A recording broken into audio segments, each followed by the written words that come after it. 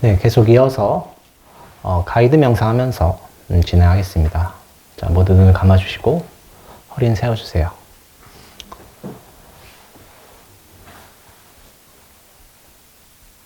네. 자, 마음으로 허공을 관상하십니다. 끝도 갓도 없는 허공을 관상하십시오. 거기엔 나도 없고 너도 없고 오로지 허공뿐입니다. 그 허공에 아주 맑은 물이 충만합니다. 그리고 맑은 물은 황금색으로 빛이 납니다.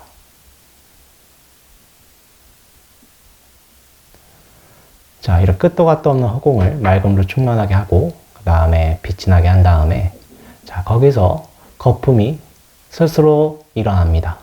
어떠한 외적인 원인이 아니라 스스로 일어납니다. 그걸 관상하십시오.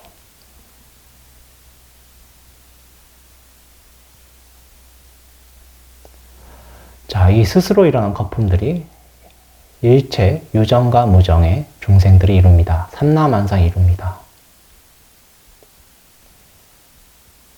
이 삼라만상들이 다 석가모니 부처님의 화신입니다. 자, 그것들을 다 내 머리 위 정수리로 황금색 빛으로 녹여서 모읍니다. 모아서 엄지손가락만한 아미타 부처님을 만듭니다. 아미타 부처님께서는 선정일을 하고 계십니다.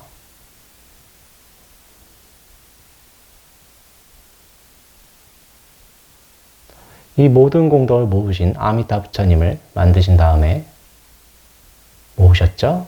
자, 모으신 다음에 그 엄지손가락 아미타 부처님을 내 정수를 통해서 척추 앞을 통해서 쭉 내립니다. 그 황금색 나는 부처님께서 쭉 내려오셔서 내 가슴, 내 위치를 시키십니다.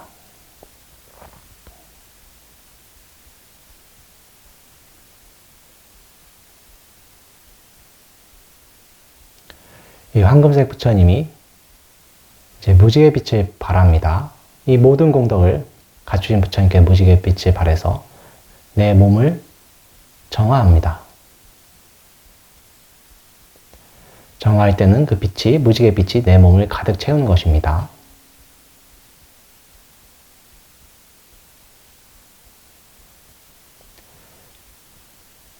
아주 환한 무지개 빛이 내 몸을 가득 채운 다음에 다시 원래의 가슴에 모으세요. 무지개 빛이 모아지면서 흰색으로 바뀝니다. 이 가슴에 있는 흰 빛을 내가 가장 좋아하는 사람한테 보내줍니다. 그분이 행복하게 바라고 고통이 없어지길 바라는 마음에서 이 빛을 보냅니다. 다시 가져옵니다. 그리고 나랑 친한 이들, 내가 좋아하는 지인들 향해서 이 빛을 내보냅니다.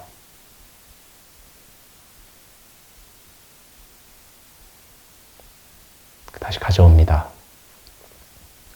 그리고 그저 담당한 분들, 그저 아시는 분들을 향해서 이 빛을 보내줍니다.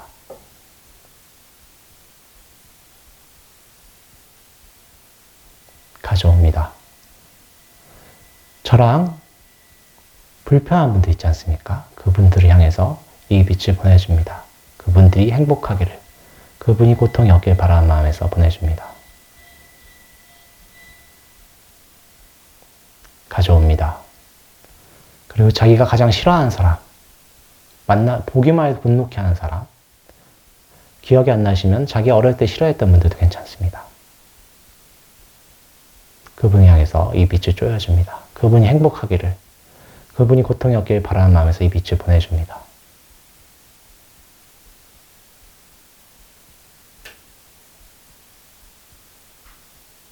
가져옵니다. 마지막으로 이 빛을 자기가 담담할 생각하는 사람한테 다시 보내줍니다.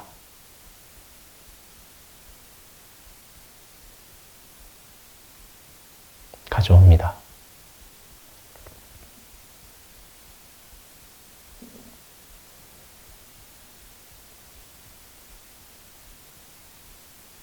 자, 눈을 뜨세요.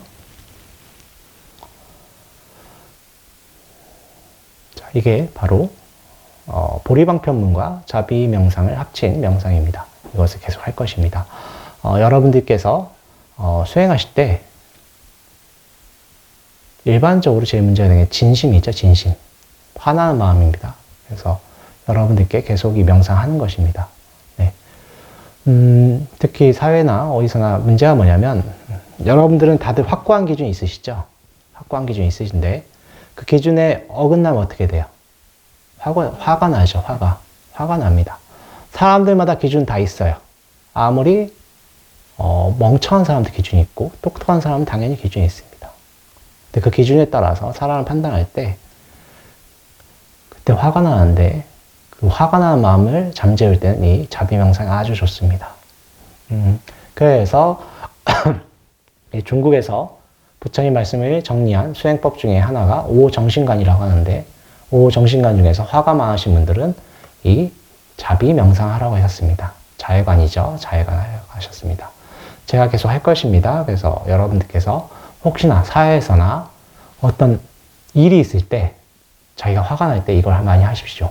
요새 코로나 때문에 그런지 몰라도 인터넷상에서 굉장히 화가 많아요. 네티즌들 보면은 화가 많습니다. 그래서 여러분들도 혹시나 거기에 물들지 마시고 이걸 계속 하시기 바랍니다. 자, 이제 설법을 하겠습니다. 모든 복덕과 지혜의 근원이신 석가모니 부처님께 머리 숙여 귀하나이다. 자, 저번 시간에는 열에는 칭찬과 비난이 흔들리지 않는다는 것을 했었습니다. 그렇죠? 자, 오늘은 247쪽 수행의 단계에 대해서 하겠습니다. 이 쫄라 하띠 빠도마 경이라고 하는데 이거는 작은 코끼리 발자국의 경입니다. 예전에 한번 이 앞부분을 좀 했었습니다. 맞지마 니까야라고 하는 것은 제가 한번 말씀드렸지만 성인의 말씀을 엮었다는 뜻입니다. 니까야라는 뜻 자체가. 영어의 니트 아시죠? 엮다라는 비슷한 어원을 가지고 있고요. 그리고 이 부처님 말씀 중에 긴 경전은 디가니까야라고 합니다. 디가는 길다라는 뜻이에요. 그 다음에 중간 것은 맞지마 니까야고요. 그리고 주제별로 모았던 거는 쌍유따니까야라고 합니다. 상응부라고 하고요. 그리고 숫자별로 정리한 것이 있습니다. 그게 앙구따라니까야입니다. 네. 그리고 그 외에 여러 가지 어떻게 정리가 안 되는 거 있잖아요. 그걸 모았던 게 꾸따까니까야입니다. 그래서 꾸따까니까에서 제일 유명한 것 중에 하나가 여러분들이 좋아하는 수다니빠따가 거기에 포함되어 있는 것입니다. 단맛바다도 거기에 포함되어 있을 거예요. 법구경이라고 하죠. 법구경도 거기에 포함되어 있고, 그리고 자설경이라고 해서 부처님이 보통 설법을 하실 때 남한테 질문을 받고 설법을 하시는데 스스로 말씀하신 경우가 있어요. 그게 자설경이라고 합니다. 그것도 꾸따까니까에 포함이 되어 있습니다. 그래서 여러분들이 니까야를 뭘부터 읽어야 되시냐 여쭤보시면 계시는데 저 같은 경우는 읽기 시작한 게 맞지마 니까야부터 읽었습니다. 상유따 니까야 너무 짧고 디가니까 너무 길어가지고 맞지마 니까야부터 읽었는데 여러분들 데미안 아시죠? 헤르만 헤세의 데미안 있지 않습니까? 소설? 거기 주인공이 데미안이잖아요. 그래서 거기 비유가 헤르만 헤세의 비유 중에 껍질을 깨는 비유가 나오죠. 그게 헤르만 헤세가 자기는 불교라고 하진 않지만 불자처럼 행동을 했죠. 시다를 탄 소설도 지었고, 그래서 불경에서 보고 그 비유를 가져갔다고 합니다. 네. 근데 그 비유가 어디 나오면 맞지마니까에 나와요. 그리고 여러분들이 읽고 있는 지금 뗏목의 비유도 어디에 나왔습니까? 맞지마니까에 나왔죠. 그래서 그럼 니까야 같은 걸 읽으시면은 왜 부처님이 이런 말씀을 했는지 알게 됩니다. 예. 그 금강경에서 비유 같은 것들이 다 니까야부터 나와요. 금강경은 대승경전이지만 그 초기 경전의 영향을 굉장히 많이 받았죠. 그래서 초기 경전과 연결이 많이 되기 때문에 보시면 특히 한국의 조계종 물자들이라면 많은 도움이 될 것 같아서 맞지마 니까야 부분을 먼저 권합니다. 저는. 네. 너무 길지도 않고 짧지도 않고. 하지만 부처님 말씀에 중요하고 안 중요한 게 어디 있겠습니까? 웬만하면 다 읽어보세요. 네, 다 읽어보시는 게 좋습니다. 자, 이 맞지마니까에서 이제 27번째 경전인데, 앞에 그 수행의 단계를 이제 잘라서 가져오신 것입니다. 자, 그러면은 또 같이 읽어보면서 이제 설명을 드리겠습니다. 브라민 자누소니는 방랑수행자 삐로티카와의 대화를 통하여 부처에 대한 큰 수레심이 일어나 부처님을 방문하였는데 부처님은 그에게 사문의 수행 단계에 대하여 말씀하셨다. 브라민이여, 장자나 장자의 아들 또는 가문의 사람들이 가르침을 듣습니다. 그 가르침을 듣고 열애에 대한 확신을 갖습니다. 그런 확신을 가지고 이런 생각을 합니다. 가정생활 하는 것은 제한된 삶이고 티끌의 삶이며 출가생활은 광활한 공간의 삶이다. 윤이 나는 조개 껍질처럼 온전히 완전하고 온전히 청정한 거룩한 삶을 산다는 것은 집에서 사는 사람에게는 쉬운 일이 아니다. 그러니 머리와 수염을 깎고 노란 가사를 입고 출가생활 하는 것이 어떨까? 그래서 그 후 그의 크고 작은 재물을 버리고 가족과 친척을 떠나 머리와 수염을 깎고 노란 가사를 입고 출가합니다. 잠깐 끊겠습니다. 출가한다는 것은 자유를 향한 것입니다. 어디에 얽매이는 게 아니에요. 근데 이걸 또 오해하셔가지고 자유에 대한 집착이 있는 경우가 있습니다. 방종이라고 보통 말을 하는 것. 그런 뜻이 아닙니다. 여기서 말한 자유라는 것은 내 마음이 걸림없는 행을 하려고 하는 거예요. 그래서 동부가 특히 한국에서 대도인이 하는 행동을 뭐라고 합니까? 무해행이라고 하죠. 무해행. 걸림없는 행동이라고 하죠. 그 무해행이 막 계율을 안 지키는 그런 행동이 아닙니다. 내 마음의 탐진치가 다 소멸된 것을 말하는 것입니다. 그래서 그 자유를 향한 것이다. 그래서 자유를 향해서 하는데 표면적으로라도 먼저 행동을 해야 됩니다. 처음부터 탐진치가 소멸이 안 되죠. 그래서 저희 스님들이 출가할 때는 맨몸으로 가는 거예요. 이렇게 다 반납을 하고 모든 조건을 끊고, 여기서 말하는 조건이라고 하는 것은 가족이랑 정리가 다 돼야 되겠죠. 재산 같은 것도 이제 다 반납을 하고 이렇게 가는 것입니다. 물론 이게 어쩔 수 없이 좀 재산에 남겨두는 경우가 있을 수는 있습니다만 그게 집착의 대상이 돼서는 안 됩니다. 어딘가에 머물지 않고 정말 머물지 않고 이제 행동해야 되는 것이에요. 그래서 세간에 계신 분들은 여러 가지 자기의 어떤 지위도 있고 직업이란 걸 유지하기 위해서 남겨놓으신데 그때 그 재산에 대해서 언제나 발언을 하시고 연부를 하시면서 이것은 내가 인연이 화합돼서 나한테 왔을 뿐이다라고 생각을 하셔야 됩니다. 네. 이런 것을 잘 하셨던 분이 유한양행 유일한 박사님, 그걸 굉장히 잘 하셨어요.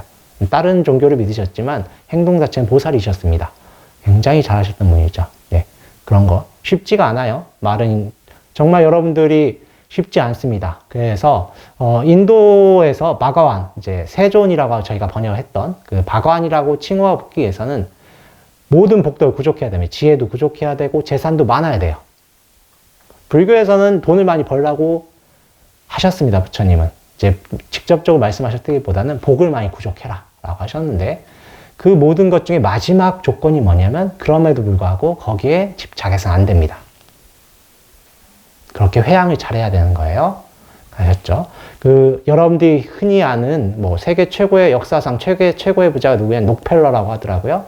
록펠러가 하는데 록펠러가 서교를 통해서 서구의 왕이셨는데 그분이 그 당시 19세기 말과 20세기 초에 현재 기준으로 봤을 땐 정말 그 밑에 고용인들을 압박을 많이 했었습니다. 핍박을 많이 했었는데 그분이 그래도 인정을 받았던 거는 마지막에 그 자기 재산의 사회환을 굉장히 많이 했었습니다.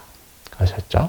그래서 집착을 하시면 안 되고 거기서 또 한 발짝 나가실 거면 다 버리고 출가하셔야 됩니다. 그래서 그 당나라 때 방거 사람 분께서는 자기가 깨달음을 얻고 나서는 자기의 재산들을 그 양자강에 다 버리셨습니다. 물론 저희는 함부로 따라 하시면 안 돼요. 버리고 후회하면 안 됩니다. 후회하실 것 같으면 안 하시는 게 차이 나요. 그게 아셨죠? 그 행동하실 때, 그래서 보시할 때도 자기 어떤 그릇에 맞춰서 하셔요. 다 바쳐도 자기는 여여하다. 그럼 괜찮습니다. 근데 후회한다. 그럼 그게 뭐가 됩니까? 다음 생에 그걸 받으려고 해요. 새로운 집착이 되는 거예요. 그래서 내 마음에 있는 그대로 보실 수 있는 첫 번째 조건이 되시면 자기가 보시할 때 이거는 내가 아직 깜냥이 안 된다 이러시면 그만큼만 하세요. 보시하실 때 보시를 해서 행복하려고 하는 거잖아요. 그래서 가족들이 그것 때문에 싫어하신다 하면은 맞춰서 하셔야 됩니다. 아시죠? 왜냐하면 나로 인해서 그분이 불연이 끊어지면 안 되잖아요. 아시겠습니까? 그래서 제가 예전에 한번 말씀드렸는데, 연예인 중에 나문희 씨 아시죠? 나문희 씨 같은 경우 제가 한번 말씀드렸었는데, 나문희 씨 같은 경우 불자로서 굉장히 행동 잘하시고 그러신 분인데, 그분이 옆집에 사시는 분께서 너무나 행복하게 사시고 초탈하게 사셔서 도대체 무슨 종교를 믿나 쫓아가는데, 서울에 경국사라는 절이 있습니다. 경국사에 다니셨던 분이시라서 한 40대부터 절에 다니셨습니다. 그래서 나문희 씨가 은연중에 찍는 드라마 보면 절이 많이 나와요. 그죠? 그런 게 인연이 있지 않나 싶습니다. 자, 그런 것들 다 어떤 조건이 뒷받침돼야 되죠. 자, 그렇게 하셔야 됩니다. 그런데 제가자분들도 이러신데 하물며 출가할 때는 다 버려야 되겠죠. 표면적으로 버리는 것입니다. 그리고 머리를 깎는 이유는 머리를 통해서 어떤 등급이 나눠졌습니다. 예전에는 어떤 수행자로서. 그래서 머리 깎는 것이고요. 그리고 그 수염은 율장에 보면, 원래 율장에 보면 수염도 원래 다 깎아야 돼요. 스님들이. 이제 동북아에서는 도가 문화가 합쳐져가지고 큰 스님들이 머리, 수염이 기르시죠. 그게 아마 중국에서 물이 부족했기 때문에 잘 못 씻어서 그럴 수도 있습니다. 그 문화가 달라서 그렇습니다. 좀 오해를 안 하셨으면 좋겠다.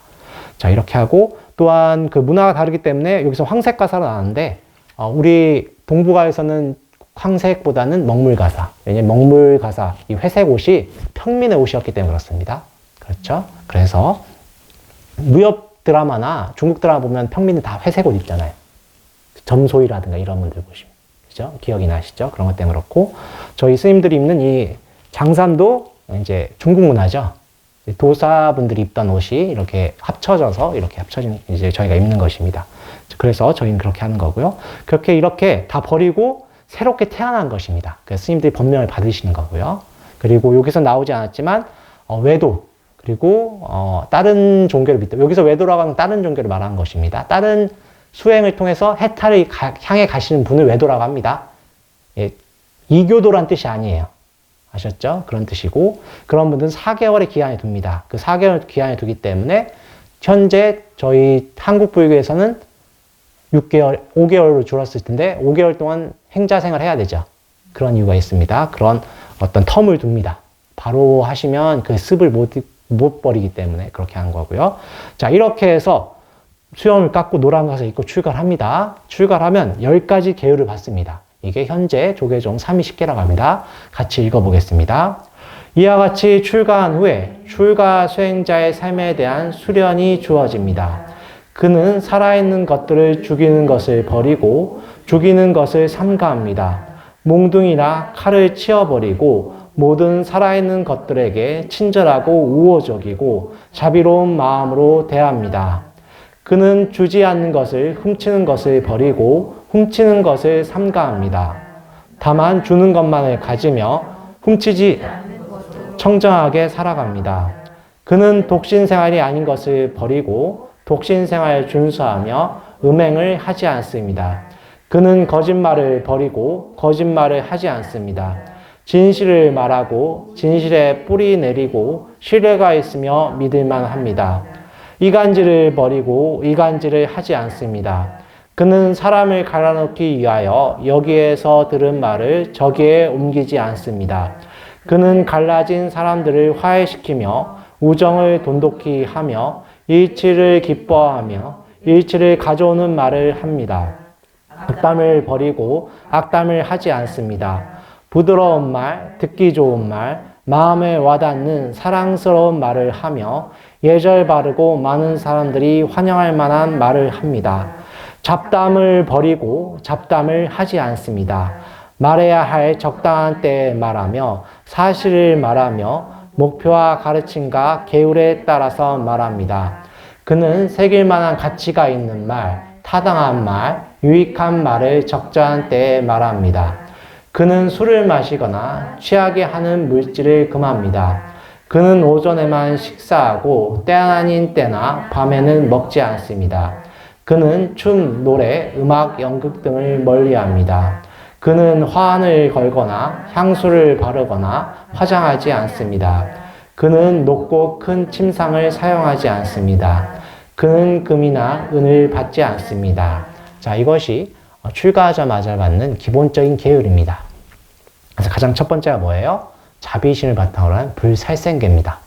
그렇죠? 제가 누누이 말씀드렸지만 내가 소중한 만큼 남도 소중하다. 그래서 생명은 제일 소중하잖아요.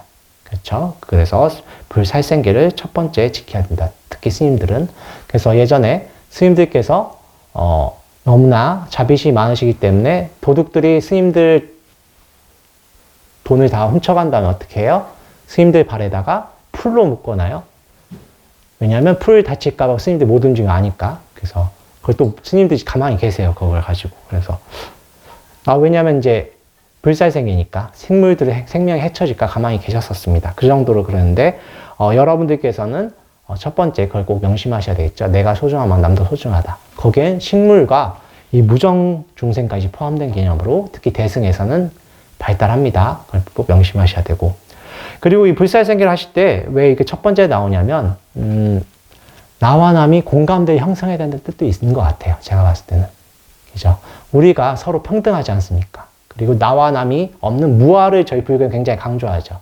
무아란 뜻이 뭐겠어요? 서로가 평등한 가운데 어떤 공통점이 있다는 뜻도 되지 않습니까? 그래서 첫 번째 이것이 들어간 것 같아요.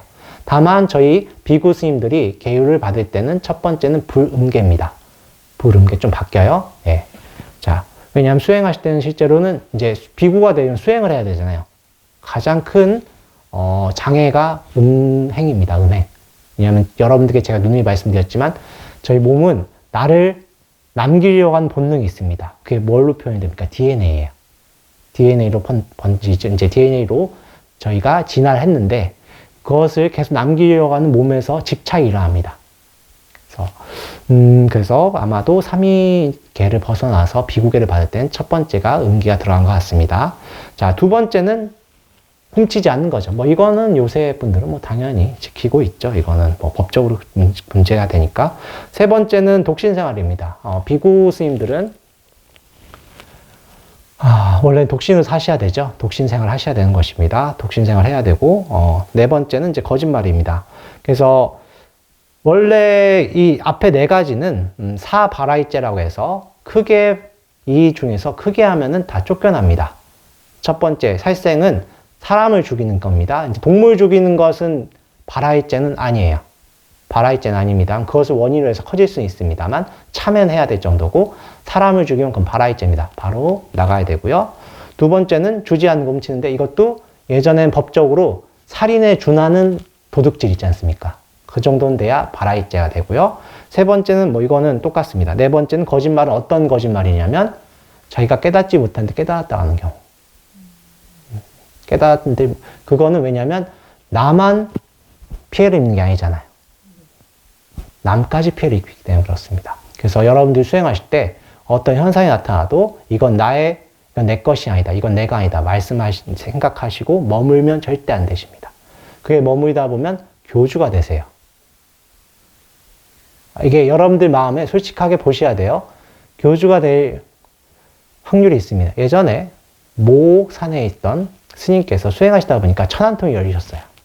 그래서 저 멀리 사람이 오는 게 보여.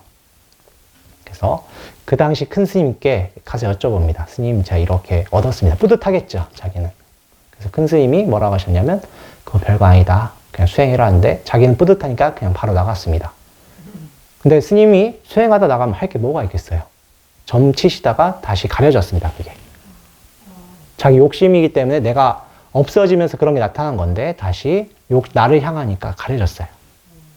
아시겠죠? 그래서 절대 말을 하지 마시고 자기 수행에 집중하셔야 된다. 잘못하면 네 번째 바라이제를 질 수가 있는 것입니다. 그리고 그 중에 이제 그 뒤에 것은 이제 말도 조심해야 된다 말 나오는 것이죠. 여러분들께서 특히 남들 뒤에서 얘기하는 뒷담화라고 하죠. 예, 그런 것들이 스님들끼리도 굉장히 조심해야 되는데 부처님께 뭐라고 하셨냐면 남을 비난할 때 너희들이 보지 않는 건 말하지 마라. 저희가 보통 남의 얘기를 듣고 바로 판단하는 경우가 있잖아요. 부처님 그러셨어요.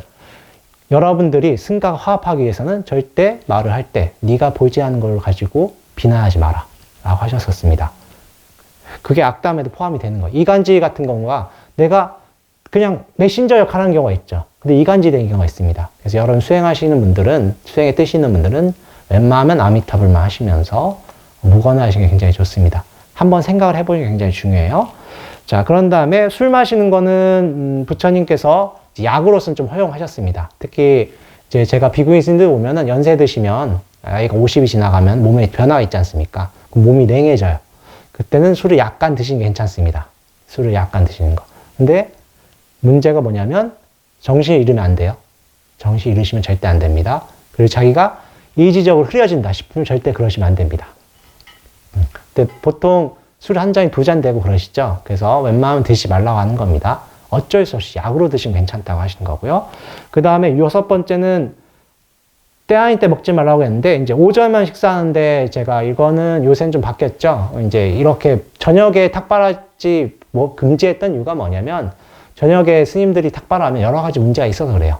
이제 인도에서는 일단 여러분도 아시겠지만 아침, 점심, 저녁이잖아요. 점심이 뜻이 뭐예요? 점으로 먹는다는 뜻이죠. 그게 조금 먹는다는 뜻입니다. 지금처럼 세 끼를 가득 먹는 게 아니에요. 그 뜻 자체가. 예전에는 두 끼 먹는 건 힘들었죠. 탁발을 세 번 다 할 수가 없습니다. 그런 현실적인 이유도 있고, 두 번째는 저녁에 다니면 스님들이 위험했어요. 그런 게 있습니다. 그리고 저녁에 또 먹기 시작하면은 저녁에 수행이 또 방해가 되는 것도 있어요. 세 번째로는. 저녁에 드시면 아시지 않았습니까? 잘 드시면 잠이 오죠. 예. 그래서 이렇게 금지했던 거고요.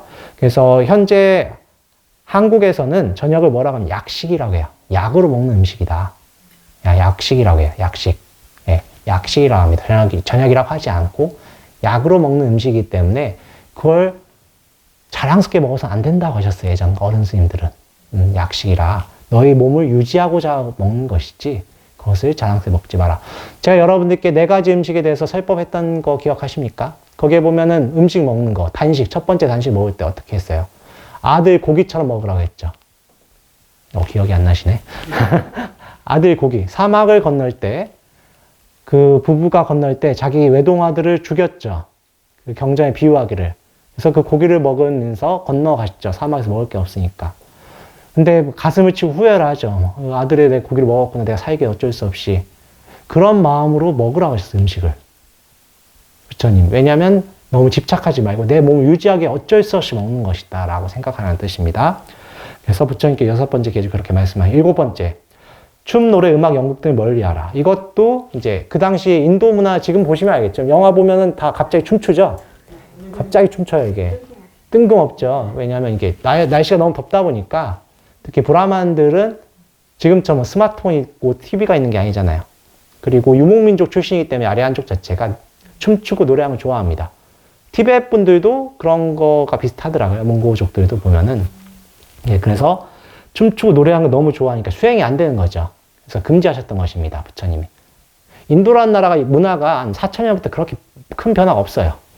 예, 그래서 부처님이 금지하셨고, 이에 대해서는 이 계율을 철저히 지키셨던 중국의 제가 자주 말씀드렸던 허운 큰 스님 같은 경우는, 굉장히 대도인이시죠. 대도인이신데, 너무 큰 스님이라 많은 분들이 추앙하셨습니다. 그 스님을. 그래서 어떤 거사님께서 너무 존경하는 마음이, 자기는 존경하는 마음이에요. 존경하는 마음에 그 당시 상해에서 제일 큰 오페라의 극장에 있는 티켓 제일 좋은 좌석을 알석이라고 하죠. 노얄석으로 끊어서 드렸어요. 그랬더니 큰 스님께서 뭐라고 하셨냐면, 세간의 제가자도 계율을 지키시는 분들은 이런 걸 보지 않습니다. 하물며 전 출가자입니다. 이런 걸 하시면 절대 안 됩니다. 하셔서 그 앞에서 참여하셨습니다. 거사님께서. 네. 네. 그 정도로 계율 지키시면 그런 걸 지키셨다. 그리고 여덟 번째, 화환을 걸거나 향수를 바라 화장하지 않는다. 이건 나를 꾸미는 거죠. 출가자 이런 거 하면 안 되겠지, 당연히. 네.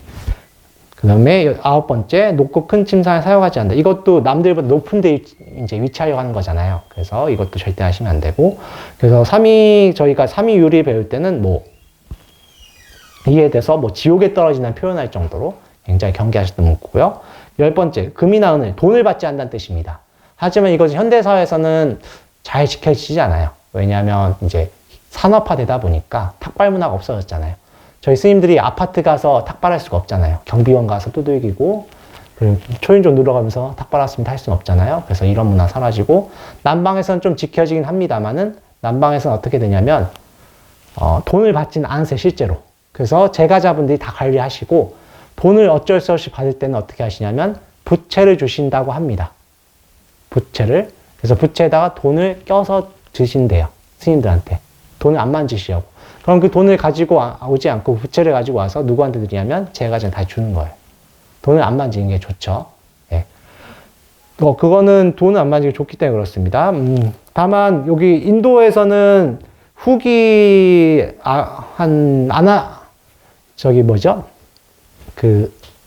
대학이 생기면서 그때는 받아요. 아비달마 이제 저쪽 서리체 유부가 만든 게 십송리라고 하는 그 계율에 보면은 돈에 대해서 좀 바뀐 게 나옵니다. 예, 금과 은을 받는 거예요. 금은정이라고 하는데 이건 좀 뒤에 바로 바뀌어요. 왜냐하면 인도 사회 자체가 굉장히 상인들이 굉장히 많았었기 때문에 이 문화는 좀 바뀝니다. 자, 이렇게 해서 10가지 계율을 왜 생겼는지 제가 설명을 드렸습니다. 이걸 받아들여서 이제 청정에 사는 것입니다. 자기가 제어가 되지 않고는 수행을 할 수가 없어요.